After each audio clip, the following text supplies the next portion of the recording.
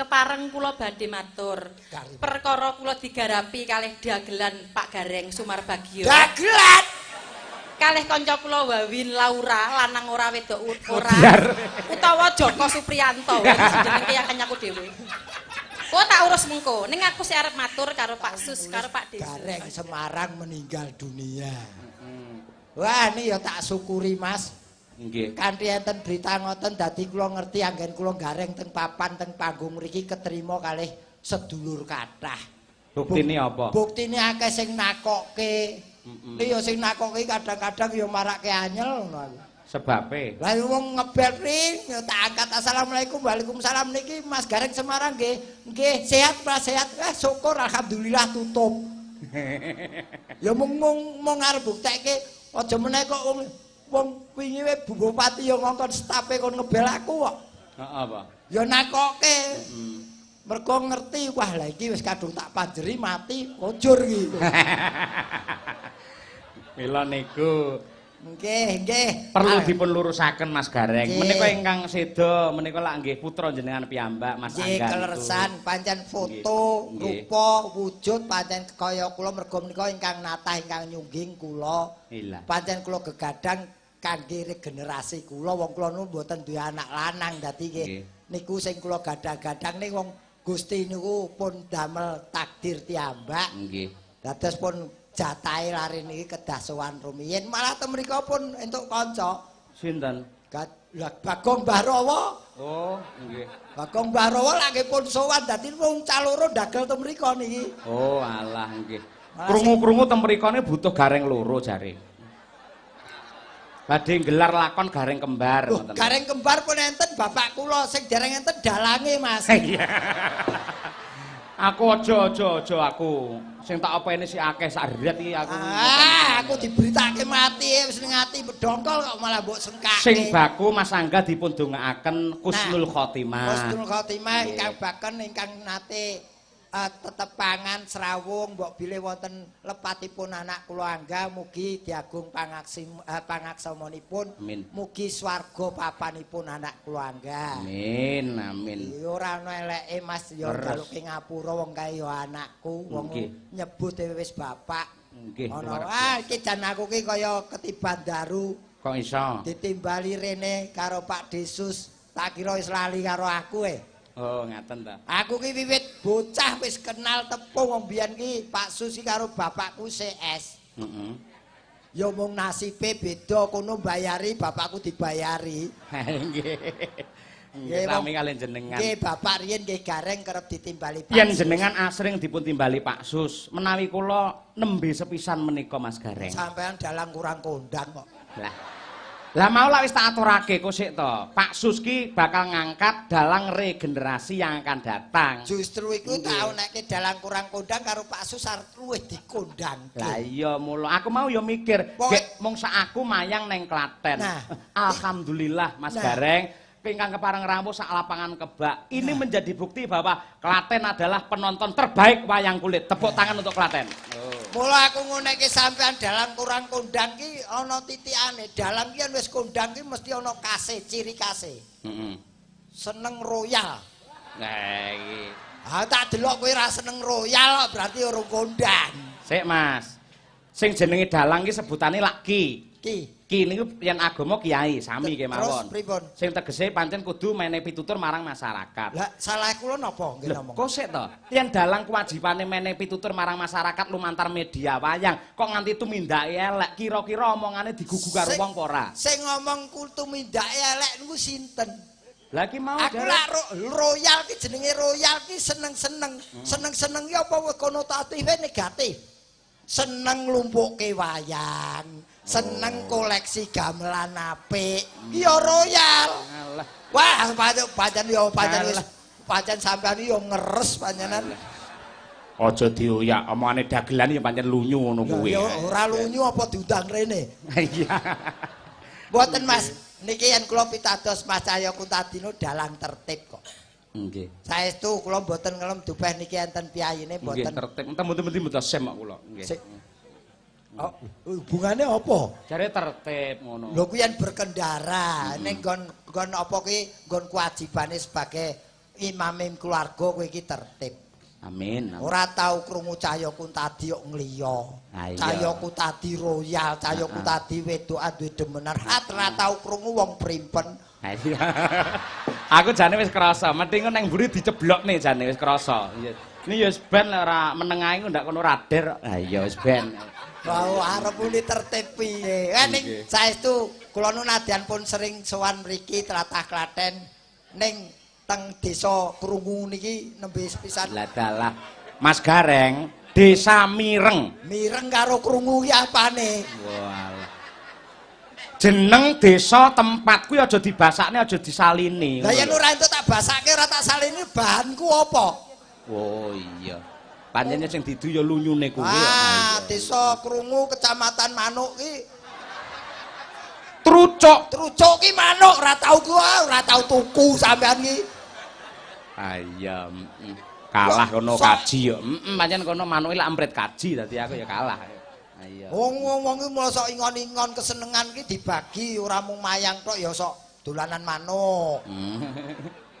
Nggih. Wong iki bersyukur dirawuhi panjenenganipun Ibu Bupati. Alhamdulillah. Wilujeng dalu Ibu nyuwun pangestu. Nggih. Niki jan ora umum Mas iki jenenge. Lah iya to. Ing atase tingkat desa. Mapan ning lapangan ning iki penontone biuk petutuk. Sebabe napa kok penontonnya kathah? Lah niki sing perlu diserve sebabe napa? Nah, sebabe napa? Mergo pengen membuktikan janjane sik urip apa wis mati. Mek niku jane. Nggih ta, Pak? Lho, niku kok ora nyel kalian jenengan, ning tresna kalian jenengan. Lha ora tresna ora mungkin mbuktekke no. Yen sebabe ngono kenapa dadak nanggap wayang nanggap kowe? Ya mbok ngundang aku tok. Lek diundang kowe tok mesti ora gelem. Mergo ora enek danane, ha to. Wong aku ngerti karo KTP-mu ngerti kok anggere enek duwike ora mangkat kok ya. Lek ngene iki lantaran Pak Sus sampean ning kene penonton do preso. Wah, ya Allah, Mbak isih urip ning mbuh taun ngarep ngono. Ya tetep wilujeng ning sekolah ngono. Alah, lambimu karo atimu ora padha. Salah ya. Kowe iki seneng banyak, tak tinggal mati seneng padune mung arep golek gareng murah kowe. Ora, jenengan tetep panjang umur mergo. Mas, jenengan niku gareng sing original. Nggih. Jare ngendikane para pinesepuh wong ki yen gawene nyenengke atine wong liya, kejaba atine dhewe ya seneng ndawakake umur. Betul. Ning aku ki siap kok, siaga satu setiap saat ditimbali siap. Amin. Lho, ditimbali wong nanggap tegese. Oh, alah iya. Ngati-ati lho. Biasane degelen lek omongane iki sok mencela-mencele ngono sok numusi ngati-ati. Banyol ya monggo ning aja sok nyandak bangsa ngono kuwi, ngati-ati. Sik sampean ki jane dalang apa dukun lho, Mas. Senengane kok meden-medeni wong. Ora meden-medeni yen kula mboten bekti lan tresna dumateng Pak Gareng, mokal kula ngemutaken mesti meneng ae. Mbok modar mbok wis mesti ngono. Timbangane kok ngelingke aku, mbok ngelingke awakmu dhewe. Lah aku ngopo? Kok padha-padha bejatil. Oh malah ning kene padu. Pancen awake dhewe iki ditepongke wong loro iki karo Pak Susilo kan padu, Mas. Dengan padudon iki mengembang iki sing diarani iki memberi gambaran. Besok kalau pilkades berjalan nanti yang menang ojo muk, sing kalah ojo ngamuk. Betul. Iki kaya dhewe ngene iki to. Padu tetep padu ning kembali harmonis menuju ke pertunjukan yang baik. Padha karo wong tinju kae. Kita jotosan ratus getih to. Nek anggere teng ya rangkulan. Ngono kuwi. Nggo apa to? Wong iki Indonesia iki umure ya wis tuwa. Dadi wis padudon ngono kuwi ora jamane. Wis 74 tahun Indonesia merdeka lho, Mas. Ini kita harus makane bola-bali wis tak aturke, kalau kita mau berbuat sesuatu ingatlah dengan kata merdeka. Sebabe. Loh, wong kepengin labu-labet ki harus sesuai dengan kata merdeka itu meraihnya. Aku kita garis bawahi. Kata-kata yang benar itu meraihnya kemerdekaan disertai pengorbanan yang luar biasa. Mopo kok tak sebut meraih kok orang merebut. Indonesia merdeka ku orang ngerebut kemerdekaane wong liya, ning meraih sing semula dijajah diraihlah kemerdekaan. Orang ngerebut. Mergo nek dhewe kok ya. Yen jamu tak nggo kuwi jenenge merebut. Nah, iki meraihnya dengan pengorbanan yang luar biasa. Kuwi dedikasi pejuang-pejuang kita dulu jangan diragukan lagi. Jangankan harta benda, nyawa pun dikorbankan untuk nusa dan bangsa. Oh, elah. Terakhir, Kak. Karena itu mari kita isi kemerdekaan ini dengan hal-hal yang positif. Wah iya. Positif ki majemuk. Sesuai apa profesi ini kaya dhewe seniman ya mengisi pembangunan, mengisi negara dengan kesenimanan kita. Apa lek positif mesti apik. Kuwi takon, sampean tak luwih pinter aku takon. Dimanapun juga kalau positif ki mesti apik. Urung karuan delok konteke, gitu. Upamane cah SMA pacaran terus bareng dites positif, elek kuwi malan. Jadi positif belum karuan itu lek ape rong karuan. Sik kowe ngriwayatke cah SMA apa riwayatmu dhewe iki? Kok iso ngerasain lele. Lha kok iso ngrasake ora positif iki. Aku aja jak crita kok ngono, aku ora tau aku tertib kok. Nah iya, tertib, heeh. Aku ki pacaran karo bojoku 15 tahun. Nah iya, Aku ki ora nikah-nikah sebabe apa? Ngenteni digrobyok. Yen digrobyok Pak Lurah Hansip lak ora ragat wong nikah dinikahke Pak Lurah. Oh, layak kaya ngono. Ning kuwi contoh sing ora apik. Makanya aku sering matur, contoh ki ora kudu sing apik tok. Nadyan sing elek ya dikeki contoh. Betul. Mergone apa? Kadang yen ora dicontoni elek sok do ora ngerti sing elek ki kaya ngopo. Mula Pak Susilo ki patut pinangka contoh Mas Gareng. Pak Disus ki lho. Lah panjenengane lha kuwi nggumun ning ngatasi adicara ki lak nuwun sewu ingkang nganakake lak panjenengane sing gelar. Nggih. Nggih ta? Lho panjenengane mau ora kepareng lenggah ana kursi ngarep ki ora kepareng. Malah lenggah ana mburi tur ora kepareng pidato, ora kepareng paring dawuh. Kuwi sing patut minangka contoh. Adate lak mesti paring dawuh pidato duwawa ngono lak enek ta wong nanggap ki. Marilah kita lestarikan budaya wayang kulit, kesenian Adilung yang harus kita cintai. Mari kita nonton wayang sampai nanti tancep kayon. Ning bar muni ngono minggat. Gitu. Pak Sus mboten ngendika tapi dengan fakta dan bukti tanpa ngomong apa wae tanpa ngendika lan dawuh apa wae nyatane gelar kesenian wayang kulit sing kaya ngene kanggo nglipur warga masyarakat wonten ing Klaten yang tercinta. Lho kuwi. Wong iki yen aku wis rada apal karo panjenengane. Kumpul ya wiwit aku urung di bojo nganti duwe bojo. Dadi apal. Panjenengane iki tenan iki bengi iki mula bengi iki aku ora nyambut gawe, Mas. Terus terang aku bengi iki ora nyambut gawe aku. Sebabe? Aku nyaur utang bengi iki.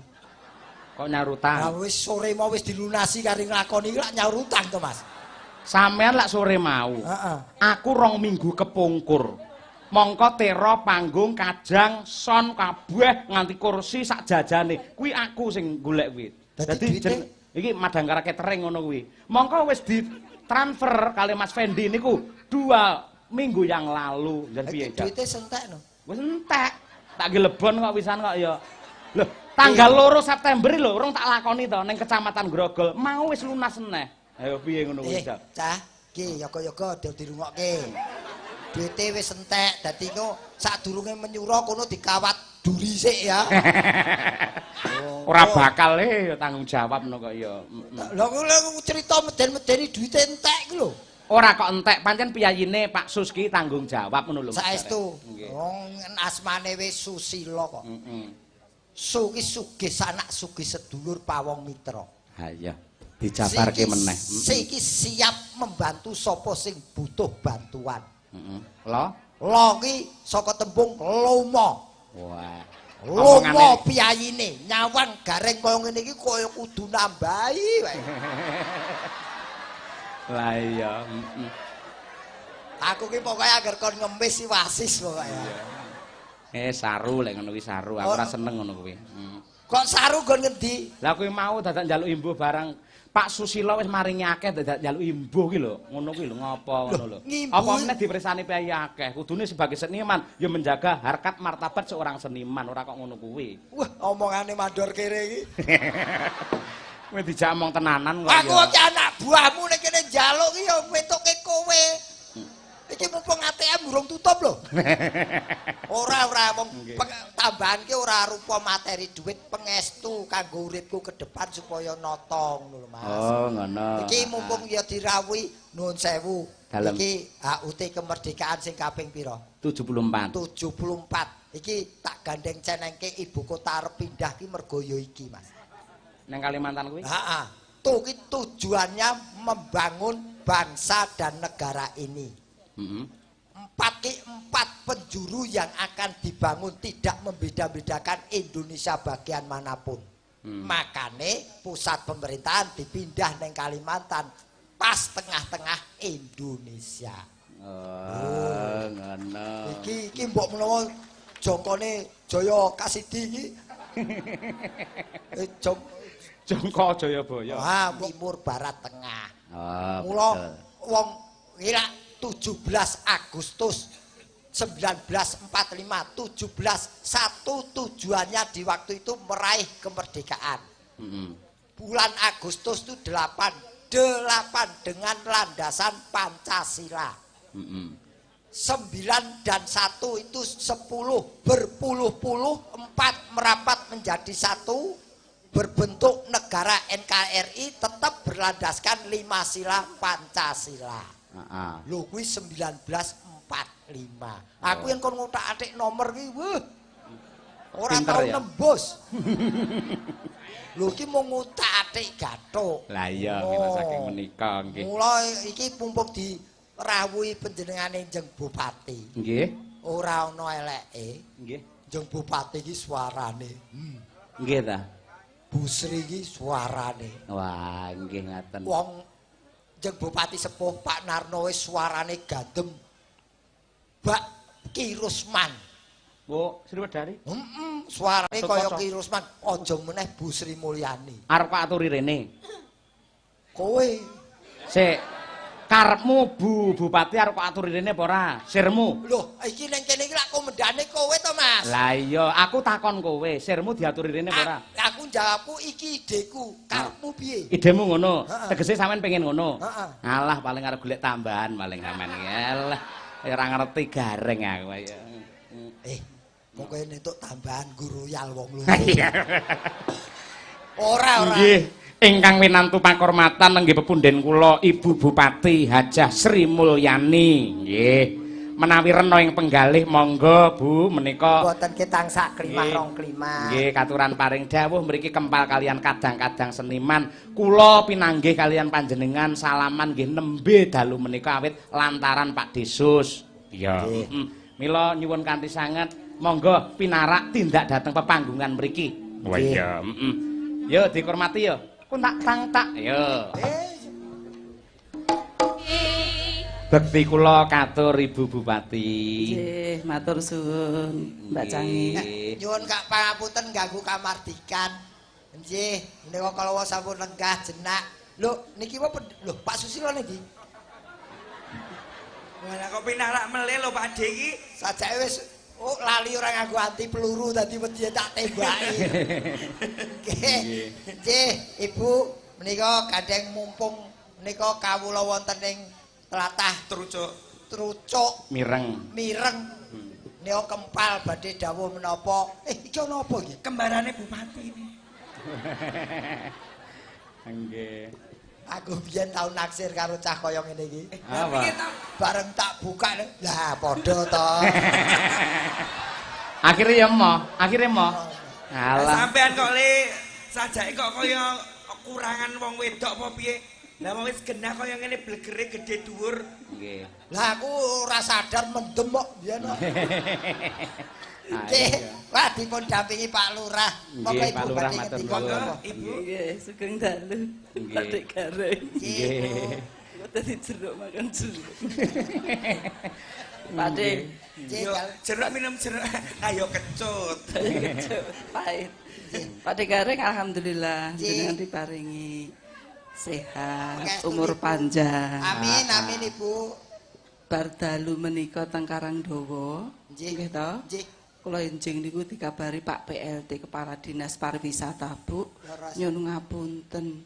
Pak Dalang ingkang wau dalu sedo. Pak Gareng kok. Pak Gareng. Oh Pak Gareng. Ingkang wau dalu pas Karangdawa nika lho. Enten Pak Tumiyono Direktur Wika Nggih, nika. leres pas dalangipun Mas Enom yo. Nggih. Wah, niku pancen pun geger, Bu. Nggih. Nanti kentekan pulsa kula niku. Alah ya raya njaluk kuwi genah njaluk. Ngisin-ngisini ngono kuwi. Aku mudeng karepe Kang Gareng ki aku mudeng kok. Ha iki jenenge nganu kok iki jenenge kere ora koordinatif. Nggih, pancen nika nggih kala ingkang kula aturaken kesalahan pemberitaan nggih mawon. Pangestunipun kula saged dumadi malih wonten mriki, Bu. Nggih, mugi panjang umur. Amin, Ibu. Tambah sukses. Amin. Rezekine tambah kathah. Amin, Ibu. Nggih. Kidalang nggih nika nembe dalu menika. Niki wau Pak Kepala Desa nggih ngendikan nek Bu niki idep-idep promosi. Pak Dalang nguyuh iki yo aneng beringkat inget-inget kok sik tak tonton aku. Lah napa kula ambil ikranipun napa pripun? Iya.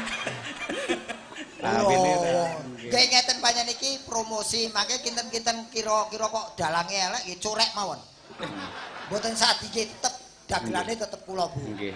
Sae. Ngeten mawon Bu, nuwun sewu, menawi dalange mboten sae, mangke mboten sah dipun tanggap mboten napa-napa. Ning kok dagelane mboten sae, langsung dipejahi mawon Bu. Kowe karo bapakmu sadis kowe. Sia-sia banget lho. Lah ngapa aku arep dicorek kok ya? Ini promosi ya Gur dicorek tok lho, ya ora apa-apa to ya. Iya. Paling nek dicorek nak ya apa ngono. Mboten enten dawuh napa-napa, pokoke nderek remen. Kalih Pak Susilo mugi rezekinipun tambah kathah. Amin. Tambah sehat, tambah sukses. Sampun alhamdulillah nika ngeramekaken dalam rangka hari ulang tahun yang ke-74 Republik Indonesia. Amin. Niki mireng trucuk tumplek blek wonten lapangan alhamdulillah. Dados ngremenaken warga masyarakat mireng lan trucuk mugi tambah berkah manfaat. Mugi sedanten warga masyarakat nggih remen wonten dalu menika. Kula dono rasa nggih. Kula niku mboten saged nyekar nyanyi. Ingkang saged Pak Narno. Pak Narno menika dalu menika nembe nderek Lemhanas. Diklat setunggal wulan saderengipun tanggal 2 Oktober mengke dilantik dados DPR RI. Dados aturanipun menawi badhe lenggah wonten DPR RI kedah nderek Lemhanas. Nggih, nderek Lemhanas riyin 1 bulan. Nggih. Dadi disaring kepados mumpuni ngaten. Nggih, leres kajenge amanah kajenge sae. Dan niki kula percayake kalih Mas Kepala Desa mireng. Ning nuwun sewu Ibu Bupati, mboten kepareng nyekar nggih. Mboten mboten badhe nyekar gareng mboten napa-napa. Oh nggih. Ya Allah Mas. Tegese nyekar kali Mas Gareng duet ngoten lho, duet. Aku mujake ketau ki mujake aku mati padune kowe ngesir bojoku. Ya Allah, astagfirullahaladzim, mboten kleru lek ngomong. Bojo yen mlaku mubeng kowe kok diincer wong. Kok mubeng. Lah sikile kiwa kabeh bojoku. Nggih, mboten napa-napa, sampun wonten wakilipun. Nggih, monggo diterasaken nggih, Mas Kepala Desa. Matur sembah nuwun. Pun rawuhi wonten nginggil panggung niku mak celes. Nggih. Saestu kados siniran toya. Sik. Perlu diluruske. Kok terus mak celeske apa rumangsamu? Iki tembunge wong Jawa biyen kaya siniran toya gege. Mak celes. Kaya kenumbun pagi. Nggih. Ah ya Mas Gareng ya. Nadyan ora diparingi apa-apa ning marem ngono ya Mas Gareng ya. Alhamdulillah. Amin ya rabbal alamin. Mboten diparingi dalu menika tapi njing-njing kula tanggap. Amin. Enten alun-alun no. Aku sesuk ditimbali Pak. Bu Bupati ning alun-alun. Kowe ra melu Heeh. Tur bar tanggapan kowe ora kena kundur ning Semarang kok. Napa? Bar kowe nggih seret-seretan putrane ya. Iki ning alun-alun tenan kok Mas Gareng iki bakale ning kono ya Mas ya. Kok nyebuli debu-debu iki lho. Lambene baci siji. Bu Bupati. Nuwun sewu. Kula ora tau nek ngono lambe kok nyebuli. Oh sik to tak omong sik to. Ngapa? Aku arep matur Bu Bupati. Padune aku arep pateni meneh ya. Ora ngene lho. Nuwun sewu Bu, kula lak Karanganyar. Sepisan ji menika kula sowan wonten Klaten. Mila kula nyuwun idi palilah lan pangestu nggih Bu nggih. Nggih mekaten panjenengan ingkang ngayomi piyai Klaten, kula nderek ngempil kamukten, ngoten ngempil kamukten ngaten nggih.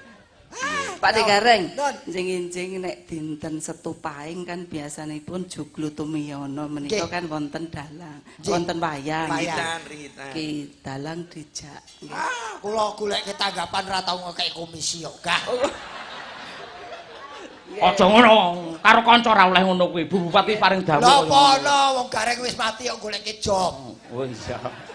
Kowe mau mujek-mujeke aku mati, sesuk tak usulke ning anu joglo tumiyono ya.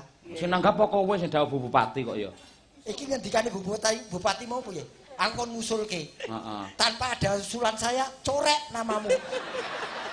Oh iya. Inggih Mas Gareng, matur nuwun Mas Gareng nggih. Wes, pokoke sak job kuwi nang tanganku kuwi. Nggih, nggih. Kaya sing nanggap ya. Pak Lurah. Awas Pak, senso Pak awas nggih. Kula kadhawuhan makile nyekar mboten nyekar Gareng. Menika Pak Lurah menapa penyiar radio nggih? Pak Lurah. Oh, swanten niku. Menika Pak Lurah ya dalang. Dalang. Mbak Babi. Dalang. Iki ya dalang. Mangkane ora kaya kowe lho suarane kok mlethek kaya ngono lho Mas sampean iki. Niki Pak Lurah serba bisa, dalang ya iso, joget ya iso, dadi Pak Kepala Desa nggih sae. Iki wis rong periode lho. Wis rong periode lho. Apa ora ampuh ki? Mengke telu daftar play boten? Daftar. Daftar nggih. Nggih. Wah, supaya sukses kepilih nanggap wayang. Cocok. Pak Lurah. Mesti playune Nggih. ngono. Nanggap wayang ning swasana sebatas tentrem mangke murni tanpa pelawak nggih Pak nggih. Lampanipun bimo suci nggih. Wayang tanpa lawak udah deres. Ora ana sing teko pemilih sampean kurang. Pengestune Ngaten mawon. nggih iki mungkin. dalang. Sembah nuwun Ibu. Sepisan malih nyuwun tepuk tangan untuk Ibu Bupati para penonton. Nggih. Sampun kondur rumit saderengipun limbuhan nggih, Bu. Nggih. Pun tinting Tetep telep sehat walafiat. Amin, amin. Wah, makin Didereke wi, dereke. Dereke sih. Dereke, kowe iki sidan apa security? Ya uter itu terke. Terke kowe mau digoleki Pak Sus lho. Mas Gareng. Nggih. Wah. Iki ngestokke dawuh Ibu. Nggih. Nggih. Tuk nalika Percaya Mas Gareng. Ora ana. Engko iso tibane kok eng iki lho. Ha iya. negeri kita iki Dung dung dung. ngumumake kamardikan bangsa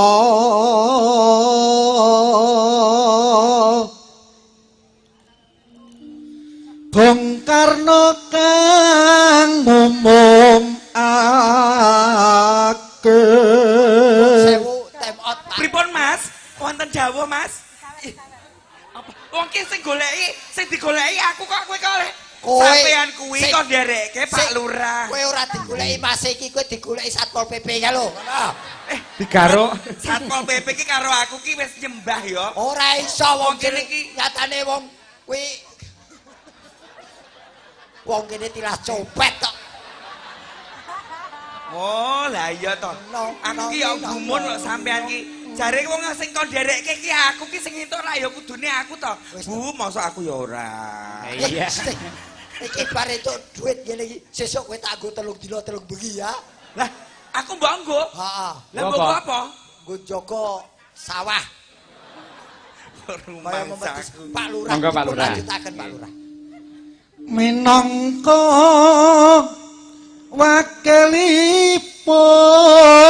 wakilipun bangsa Indonesia sayekti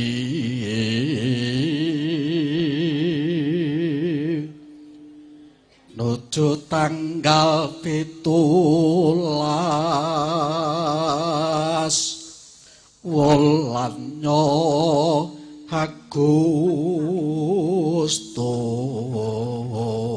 Agustus siji songo papat limo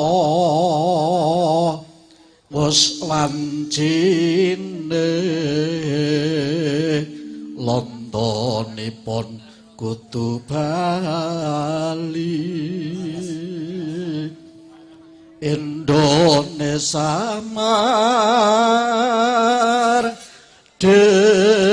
merdeka. Nyuwun tepuk tangan untuk Pak Lurah Sunu ing Mireng. Kaya Trucuk dalang. Klaten. Dalang suarane mantep. Suarane Pak Sunu kok suarane mantep. Nggih. Antep ngono lho. Ah, suarane Pak Sunu ki jos wis pokoke. Dilanjut Napa? Mares 45 nggih. Wah nggih siap. Mars. Yo semangat juang 45 yo. Sinden-sinden siap, iki ora piknik, ayo nyambut gawe. Iki sewengi lungguh tok. Lah ngentekke salon telu lho iki mau. Titikane gampang angger sing rapet-rapet ki rung duwe bojo, pokoke angger sing bledeh-bledeh wis do duwe bojo. Rasa srigis ora. Monggo semangat juang 45. Dados. Nah. Tanpa gaman kamardikan mokal para warga masyarakat bisa nyandang wutuh dahar tuwuk ngunjuk seger kaya ripalungguhan iki. Riyen para pahlawan direwangi toh nyawa. Yen sakniki awake dhewe toh tenaga, toh brana, toh duit kok ora menik mati. Nggih, untuk membangun negara semuanya jangan kamu tanyakan apa yang telah diberikan negara kepadamu, tapi tanyakan kepadamu apa yang telah kamu berikan kepada negaramu ini. Betul. Aku ki mbok anggere bar entuk saweran ki lancar. Iya. Wah, nek aku yo nyet aku wis tak acungi jempol nek sampean iki, Kang. Heeh. Tenan kuwi. Ning dine iki nek sampean ki bangsa tok gemathuk iki mesti cocok wae. Lah tak go nyekolahke anakku ya perkara kuwi kok. Oh iya. Ku perkara tak gathuk-gathuk anakku ki dadi ya perkara tak gathuke. Gathuke apa? Lho karo bojoku. Oh, itu. Lah iya. Kaya ayu-ayu wae. Woi, ora tau karo bojoku kowe. Jare lek mlaku mubeng wae mau. Loh, perkara mlakune ning nggon rupa kowe karo bojoku ki lho ngiler kowe 3 dina. Loh, Mergo cantik kok. Ora mergo telat ngenget. oh tapi kan nek lambene guweng. Lho, wah win elek. Lah sampean ki apa ya? Enek wong bojo kok ngiler 3 dina ki apa enek? Lah apa ora ndek lambe? Ora bojoku ki ayu standarku. Yen kanggone wong liya aku ora ngerti kanggoku standarte ayu. Oh, relatif. Relatif. Menurut aku kae wong wedok peng-pengan dijak rekoso gelem. Heeh. Wis ayu ki saiki ki ora ana gunane, Mas. Buktine kaya aku. Sak ayu-ayuno aku gak gunane blas lho. Lah lek gunake piye wong aku dhewe ya bingung gunake kowe kok. Bener. Makanya aku dhewe iki ya malah bingung dhewe kok. Lah iya. Rumah saku ya aku tok wedok-wedok ngono kae wan. Piye to Win jane iki kepiye to Win? Aku ki kepethuk kowe jeglek wis kaya ngene iki. Jane iki kepiye kowe iki? Jane iki Aku ora mesti, Mas. kok ora mesti iki kepiye? Sok-sok tergantung kebutuhane. Tergantung kebutuhane, butuhmu apa butuhe wong liya? Butuhe wong liya no mosok butuhku. Oh, kowe iki manjing ajur-ajer. Heeh, jan. Loh. Piye, Mas? Piye? Aku malah gila iki. Loh, kok sampean kok gila lho? Lah kowe aja kakean pola. Kowe aja sia-sia kaya ngono ki kok gila karo aku. Urung ngerti aku sapa? Heh? Lho masamu aku picek kowe. Genah kowe Wawin ngono lho. Lah ya Wawin ki sapa kowe ngerti apa ora? Oh, ora. Aku ki ya sing jenenge Bu Susilo ki ya aku iki. Waduh. Ayah Sus. Waduh. Iki kok langsung domblok ki ngapa? Lho kowe kok garwane Pak Susilo. Ora. Aku Pak Susilo duwe bojo kok kowe wis dicor wingi-wingi. Lah iya. Ya ora ya aku ki tegese ki ya gur mung ngucapke tok ngono Lho lho iki Mas. Wawin iki klebu awet lho. Piye? Tur konsisten dengan apa yang dipakai mulai muncul pertama wis ngene iki. Apa? Tegese ora berubah-ubah. Tegese upama dagangan ku dasarane wis padha karo aku biyen yo ngene, dheweke yo koyo ngene iki. Aku yo nekseni, Mas. Ah, Mas Joko asline jenenge Mas Joko. Joko. Aja mbok omongke. Loh. Asli. Loh, nun sewu bojoku iki Bu Kesi, pilek kancane sakangkatan. Nalika SMA mbiyen. Nah, jenenge Mas Joko. Joko. Heeh. Kuwi lek bubuk mesti ning kose wong wedok-wedok kuwi. Lah aku ya bingung kok. Zaman SMA aku ki SMKI, aku ya bingung angger wong-wong ngarani aku, "Heh, wong lanang kok dolanan karo wong wedok?" Kok dikira banci lho, ngono to. Lah aku dolanan karo lanang, wong lanang kok karo dolanan karo lanang, kowe kok dikira seneng wong lanang lho. Lah terus aku dolanku karo sapa? Karo demit. Golek sing paruan kene wedok kene lanang ngono piye? Lah yo aku Lah iya ki yamene kok tawa bakso sapa ta kae? kok ya krungon-krungon. Kanting-kanting aku iku tengen. Sajake keluhan apa piye to kowe, Kang? Ora keluwen aku wong saka ngono kuwi tengen tapi Wawin ki luar biasa karirnya, usahane saiki wis buka rumah makan kowe. Kowe. Iya, prasmanan kuwi. Kowe iki apa? Jikuk dhewe. Nah iya. Prasmanan. Heeh. Panganane. Enak ya, Mas. Kowe iki kok le mumbulke terus njiglokke. Ora jigloke aku iki kancamu wiwit taun pira ora tau mbok sugih, ora tau mbok kirim. Nggon aku goleki sing pokowe. Wong nggon aku saiki warunge tak anu genti jenenge kok. Apa? Yarwe kok. Ya Yarwe. Apa kuwi? Lah kita hampirke ya bayar dhewe no. Oh. Lah mosok kok ngampirke kon gratisi kowe. Wong panganan kowe ora tau kolu kok kowe kok. Lah kowe mbok kelingan biyen snack sadus dipangan wong loro lho, Win. Oh iya ya. Wong mosok saiki buka rumah makan kancane kon bayar. Lah tak Ning ngene Mas Gareng. Gandeng iki lah Mas Joko, anu sok Wawin. Mbak Wawin, Mbak Wawin.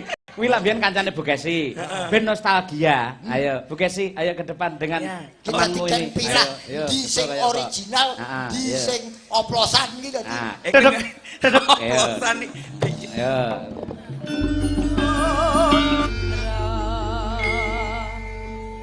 Apa Bu, kancamu to iki? Inggih, nyuwun sewu pancen menika Mas Joko Supriyanto Mutiar. Iki yo kentir. Tenan. Iki kentir iki ning panggung goblok. Ya ora apa-apa. Kowe kan kancaku, awake kanca sak perjuangan lara lopo. Nalika samono kowe jek SMKI, awake padha-padha SMKI kelas 1 nyantrik ning daleme Suwargi Ibu Tantinah Pesinden Kondang saking Klaten. Kurung ceper. Kurung Klaten. ceper. Urung Nggih. ceper.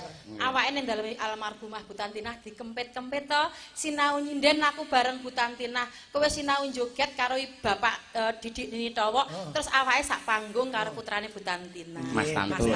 Mas Tantut.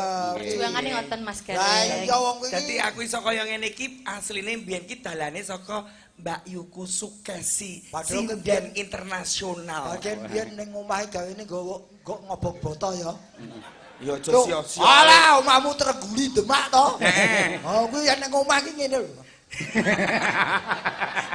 Kae iki latihan joget yo, Kang. Latihan joget. Latihan joget kok ngisore lempung ya apa. Lah aku kan yo daripada aku isen karo tangga. Wong lanang kok joget ngalor ngidul ngitan kulon bokonge di ngalorke ngidulke. Lho. Lah daripada kisiran aku yo tak sisanke to yo. Lho ngene kok jago lurah ning Treguli kok.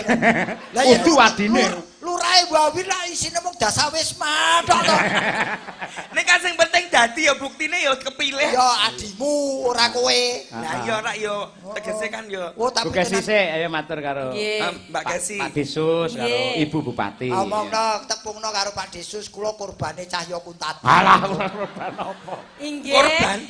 Korban. Korban piye? Lah malah sing kae dadi korbane Kesi kuwi kok.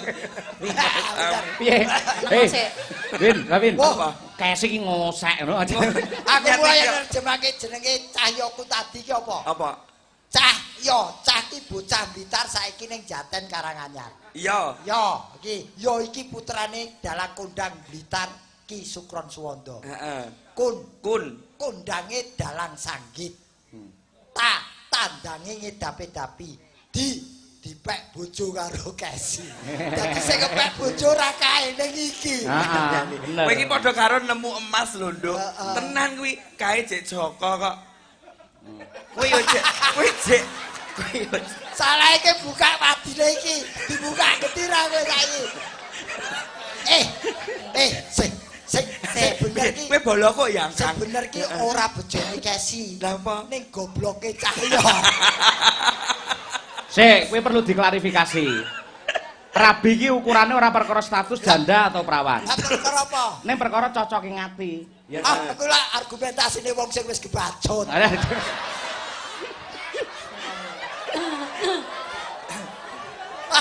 Sorry ya, Dok. Kes. Alah, Kesi langsung plengak-plengok lho ki. Biar sing ngomong kowe iki aku. Bu Kesi. Ya, Kes. Dalam, Oke sih, dalam. tanggal 28 September ning Nganjuk Mas Gareng dibatalne wae. Sore. Mergo iso bubrahne wong omah-omah iki kok ora. Batalno wong aku wis dibayar lunas. Sing rugi panitia. Inggih, nyuwun sewu kagem sedaya kemawon ingkang sami rawuh. Nah. Kepareng kula badhe matur. Kali. Perkara kula digarapi kalih dagelan Pak Gareng Sumarbagio. Dagelan.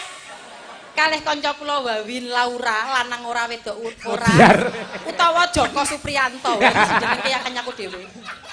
Kok tak urus mengko. Ning aku sik arep matur karo Pak Sus karo Pak Desus. Anjir.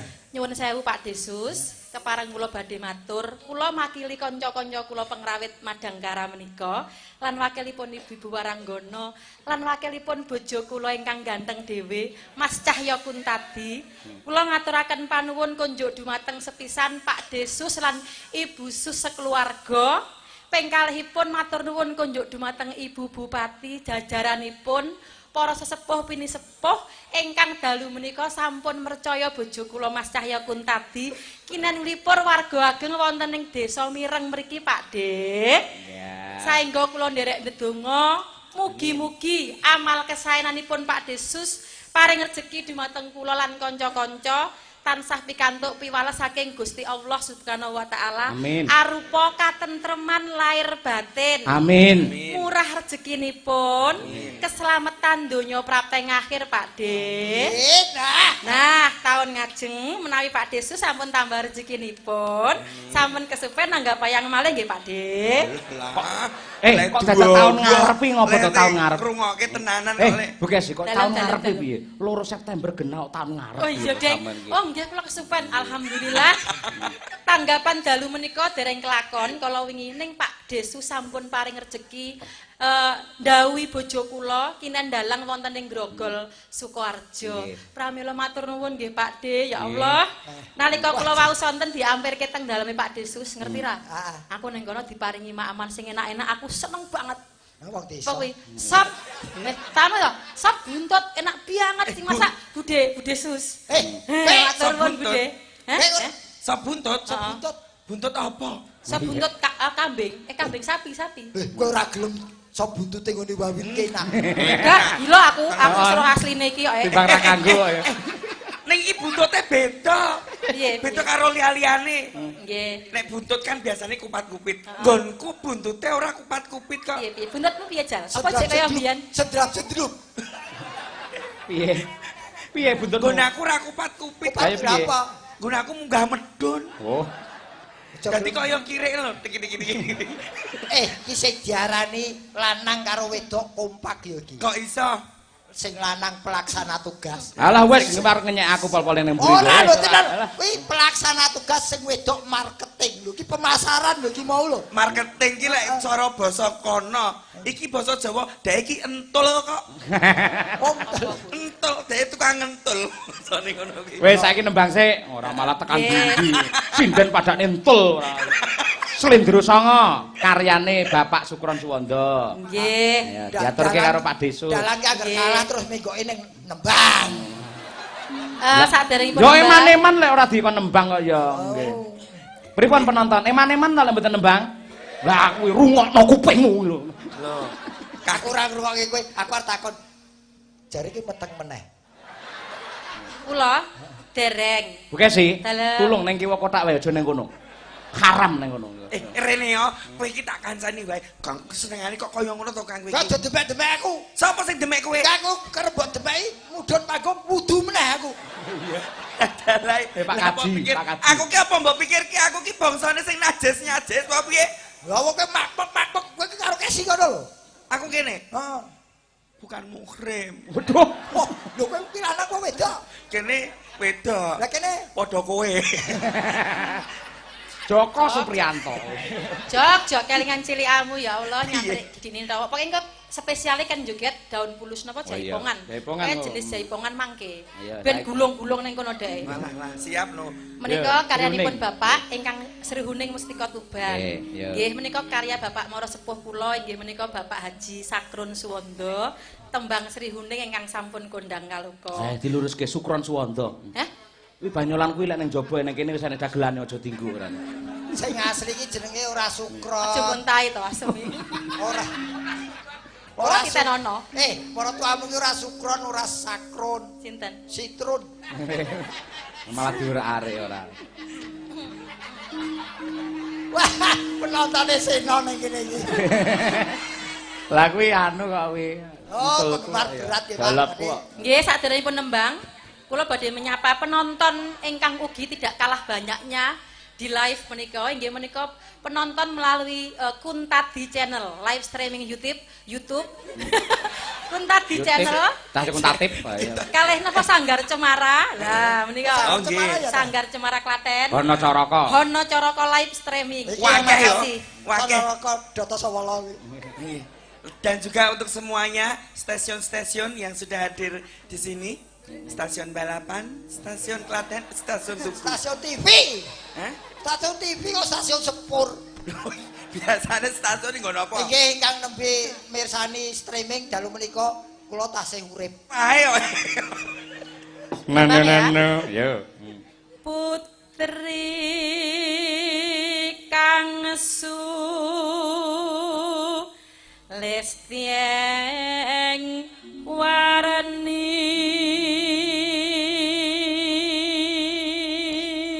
Wah, jan. Iki lho. Wong kok le ya Wiwit bujang nganti wis anak-anak suarane sing wutuh ajeg. ya ning ora kaya ngono kuwi caramu. Seneng ya seneng ning ora kancane dadi blenger swara ning kuping nganti matuang. Kaya kene ini normal. Srihuning Mastika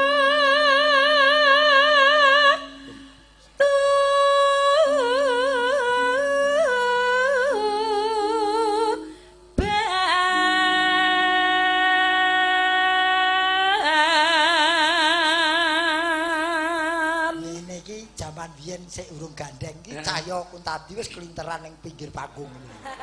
Ngene iki Nano. sampean ero. Ayo Bu Kesi. aku cerita iki lho ngerti critane. Ora kok sampean kok iso roh Loh, jaman ya semono. cilikane lak ning ngomong aku wis kelinteran Cahya Kuntadi wis tuku kacang sak contong ku disogokke aku. Pak Gareng niki Pak. Terus lungguh ning jajarku delok-delok. Lah. Biyen Delok masih- Kesi? Kesi, Oh, gandrung biyen ya Kes ya. heeh Loh. Ki bojomu Iki bojoku kok bojone gareng iso ngooh lho. pengakuan dosa.